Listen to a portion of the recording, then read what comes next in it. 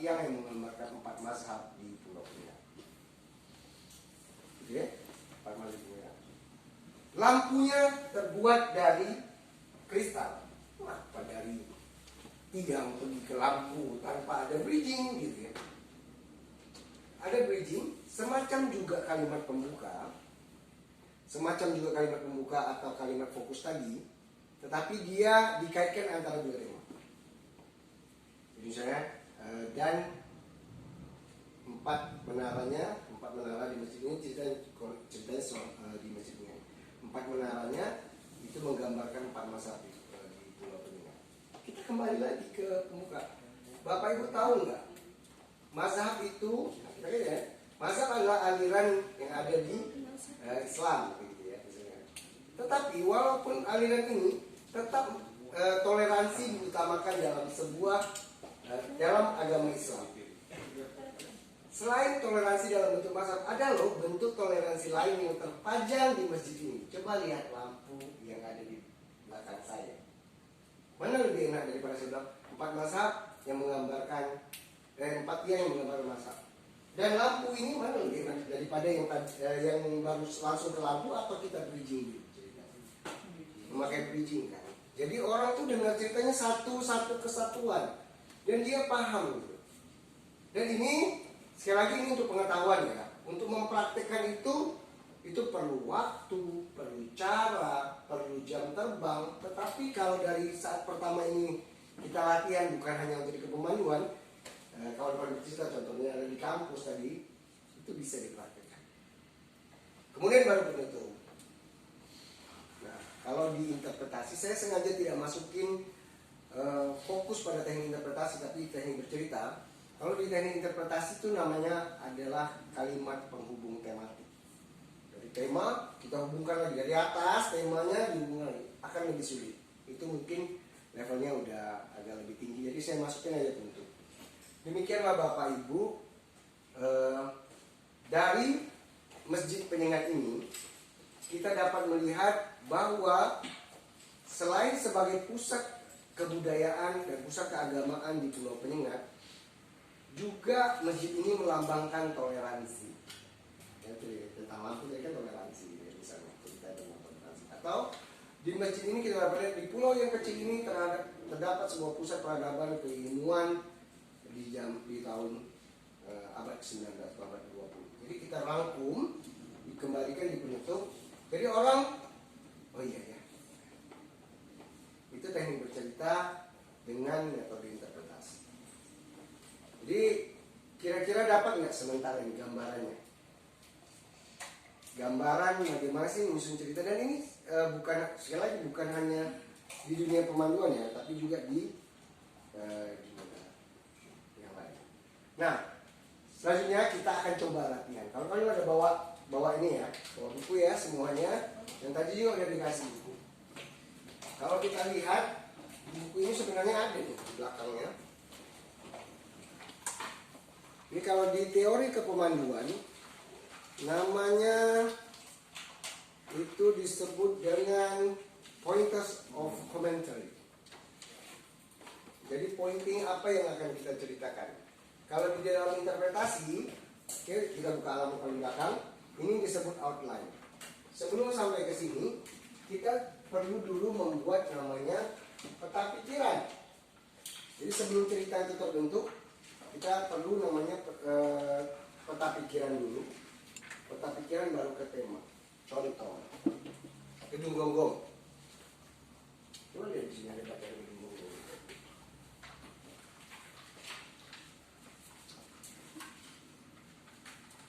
Stop point gedung gonggong.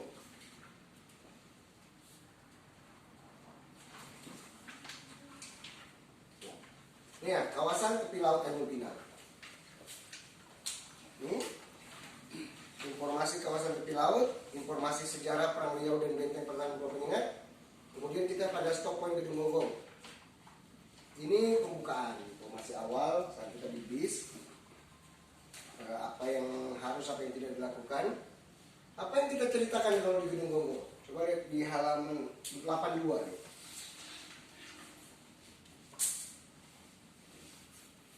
Kedua, itu ada gedung gonggong. Apa yang kita ceritakan di gedung gonggong ini?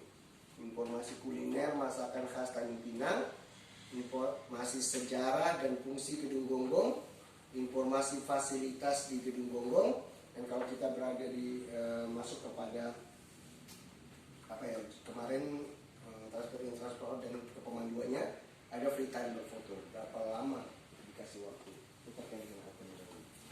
Nah ini yang menjadi ini didapat dari sebuah peta pikiran. Sekarang saya ingin kawan-kawan membagi tiga kelompok, 1, 2, ada 1 orang 2 ya, bisa nggak? Atau silakan aja pilih 3 orang biar nyaman. 3 orang atau dibagi menjadi 3 kelompok: alam, budaya, bukan budaya, tadi apa? Religi dan sejarah. Atau kita sepakati alam, budaya, dan sejarah. Budaya ini terdiri dari religi, sejarah, budaya, secara tangible, intangible, kemudian kuliner juga termasuk dalam budaya. Atau tetap mau pada sejarah, religi, dan alam. Sejarah, religi, dan alam.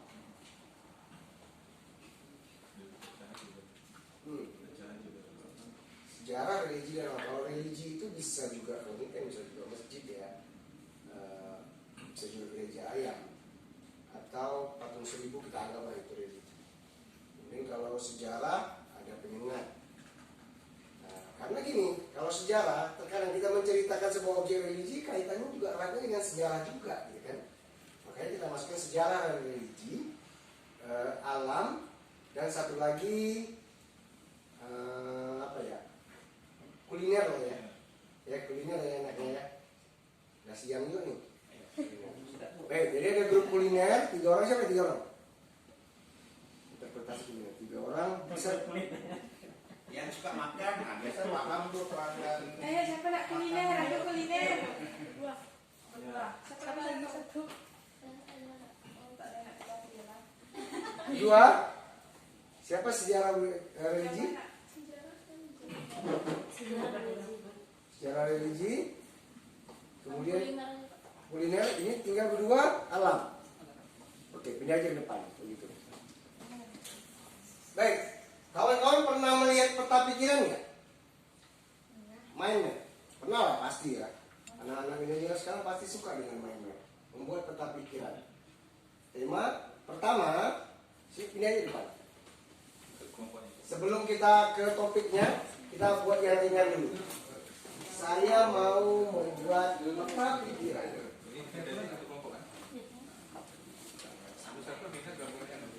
Sebuah peta pikiran untuk menceritakan tentang handphone. Jadi kawan-kawan buat sebuah lingkaran atau kata-kata handphone di kertas. Kertasnya besar ya, ambil aja, buat ada tengah-tengah daripada kertas itu handphone dilingkarin.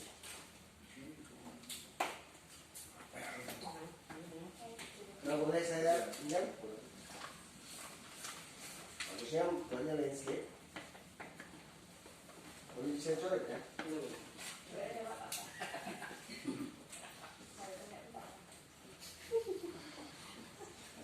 Handphone. Cerita besarnya ini tentang handphone. Topik atau tema adalah handphone. Kira-kira handphone ini kalau kita mau bercerita tentang handphone ini kita cerita apa aja? Fungsinya. Fungsi. Bahan. Cara pembuatan. Ini langsung masuk makanan nih. Fungsi. Fitur. Apa lagi? Cara mengoperasikan. Anggaplah itu ya. Cara mengoperasikan. Oke. Handphone. Kenapa nih 4 cerita? Nah, ya bahan, fungsi, fitur, cara mengoperasikan. Fungsinya tuh terkait lagi apa?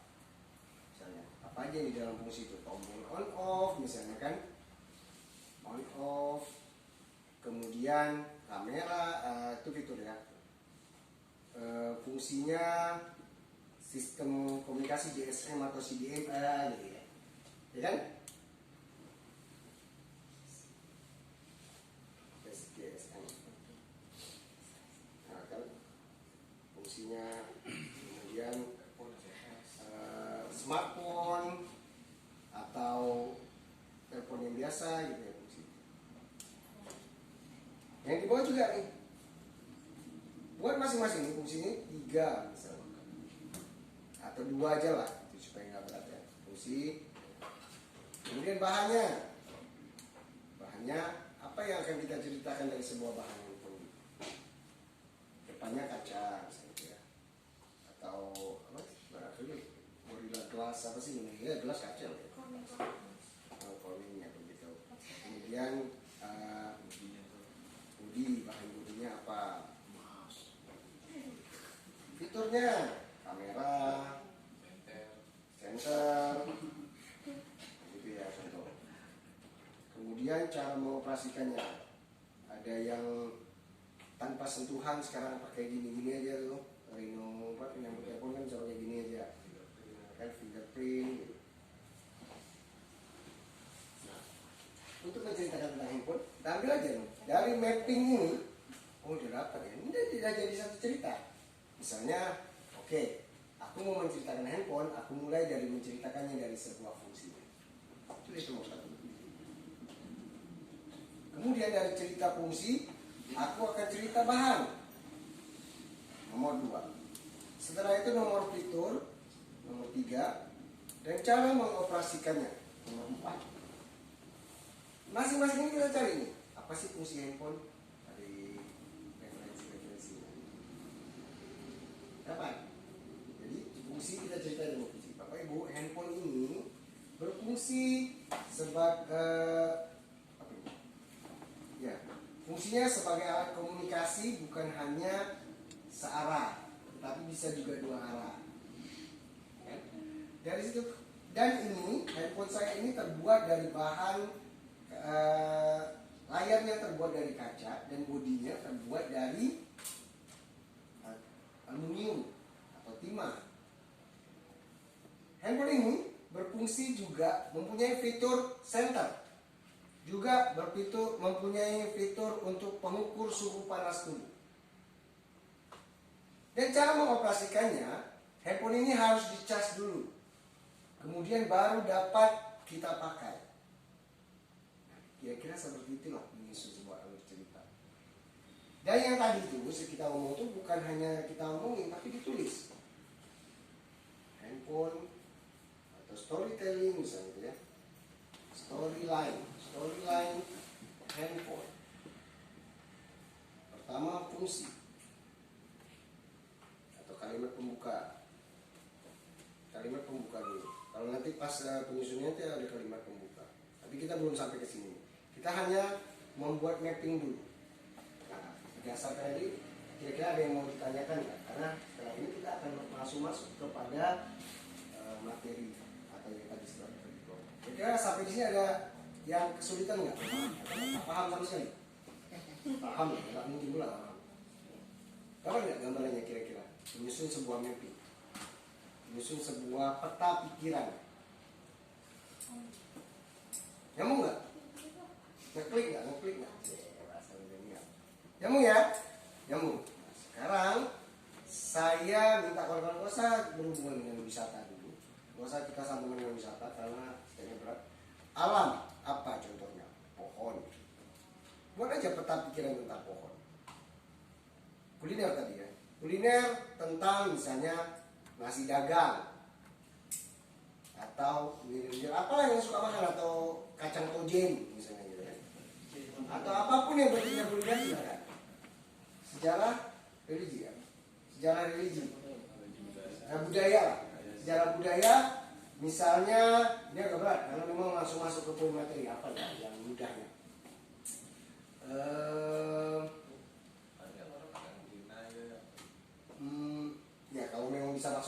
kalau enggak yang ringan aja, yang simpel aja yang terkait dengan budaya. Ini kan tadi kan alam ya, pohon dulu, gitu. Jangan ke objeknya dulu, pohon aja dulu. Menginterpretasikan sebuah pohon atau kemudian dapat menceritakan sebuah pohon dengan cerita yang terstruktur, itu yang diharapkan, bukannya dari cerita yang besar. Yang simpel aja, nah, itu sampan layar, ya, sampan layar aja. Itu aja jadi objeknya, sampan layar. Itu yang coba dibikin sebuah mind atau peta pikiran. Berapa menit kira-kira? Main-main aja loh, belum bisa cerita. Macam gini lah, ini sampan layar maksudnya, atau jong ini namanya. Layarnya, kemudian apa nih? Bodinya, apanya nih? Bikin peta pikiran. Ini aja lah, biar mudah. Gua usah masuk ke persatuan dulu karena akan berat. Masuk yang pada titik kemudahan. Ya? Ini jong namanya, atau sampan layar atau jong, tergantung ada memintanya apa. Kalau sampan berarti apa aja, kalau jong kan ada kecil ada. Oke? Bisa lah ya? Kalau alam apa? Pohon ada pinang misalnya.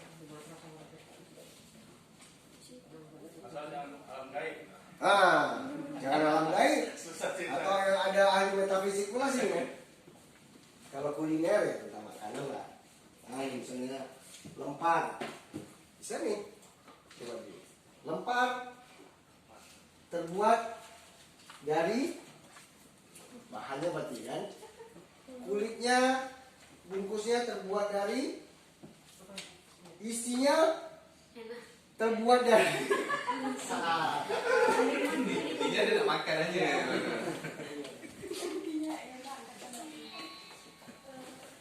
Cari yang sesimpel mungkin, gak usah berat-berat mikirnya. Karena kalau berat-berat nanti biar bilangannya.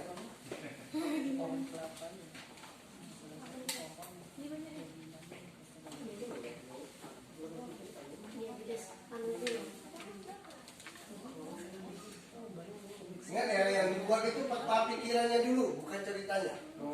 Poin-poin yang berkaitan. Boleh ya? Boleh? Enggak, itu nggak perlu kemampuan dulu, belum sampai.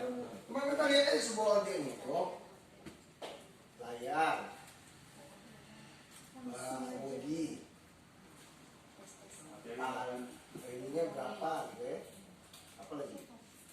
Bentuk. Ya.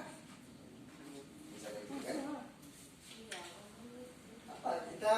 Saya ingin sebenarnya kemampuan yang didapat dari menyusun ini, kita kemampuan membaca sebuah benda atau kemampuan membaca sebuah titik, sehingga begitu kita lihat langsung saya pohon, oke, daun, batang, akar, fungsi, belakang.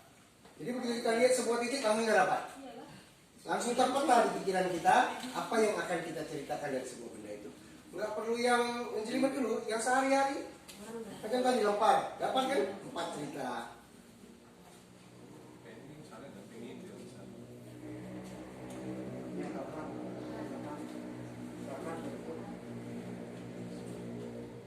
Dapat nggak? Pohon. Jadi saya tengah-tengahnya pohon. Apa yang mungkin terbayang dari pohon? Bagian atau anatomi, kalau mau agak keren sedikit, anatomi itu kan terdiri dari batang, daun, akar, kemudian fungsi. Atau kalau pohonnya pohon pinang atau beringin, gitu ya, fungsi. Nggak dibatasi ya, jumlahnya nggak dibatasi. Saya harus 4, dia punya ininya bagiannya, subbabnya enggak. 2 pun kalau memang cukup untuk menjadi sebuah bahan cerita nggak ada masalah.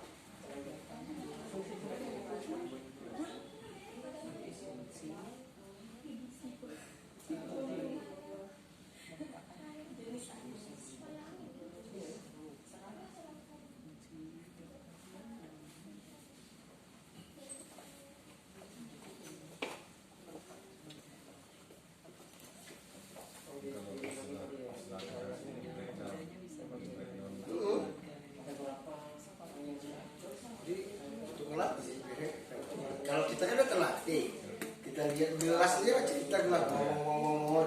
Ada yang bisa diceritakan. Iya. Untuk menghabiskan waktu loh. Iya. Itu kalau kamu ini ya. Pikiran.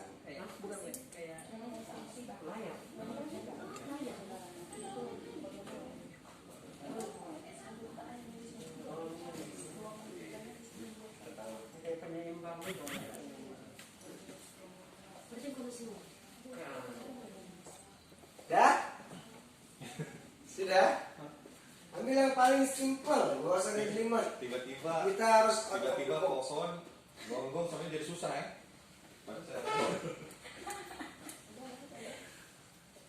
Nanti gonggong itu mana ke pohon. enggak ya, enggak ada di sangkut pautnya antara satu gonggong lain. Ini cuma mau ini aja melihat. Enggak ada. Tapi bisa. Kalau dia mau kayak Maneko, dia mau masalah itu dia bisa langsung menggabungkan ya antara tiga cerita ini.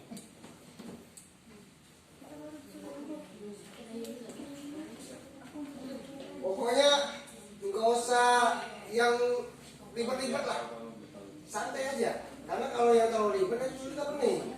Itu yang bikin namanya dekat dalam bus nanti atau dekat depan orang bingung mau cerita.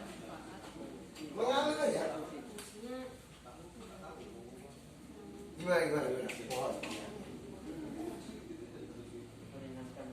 Ada bagusnya. Apa tuh? Pohon kelapa, anatomi, fungsi. Kan enak tuh. Anatomi ada apa aja?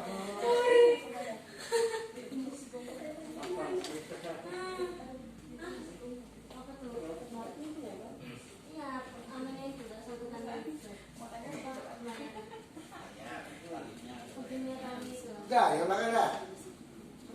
Loh, masa yang ini? Kalau kita makan dari apa aja?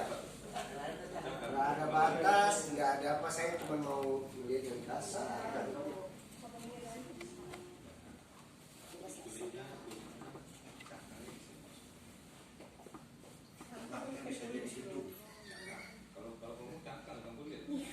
Sudah bagus kalau bisa sampai di Kulit baik, kulit gonggong.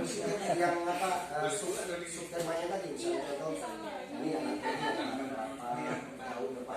daun nanti dia anatomi lagi ya bagus. Tapi kita yang dasar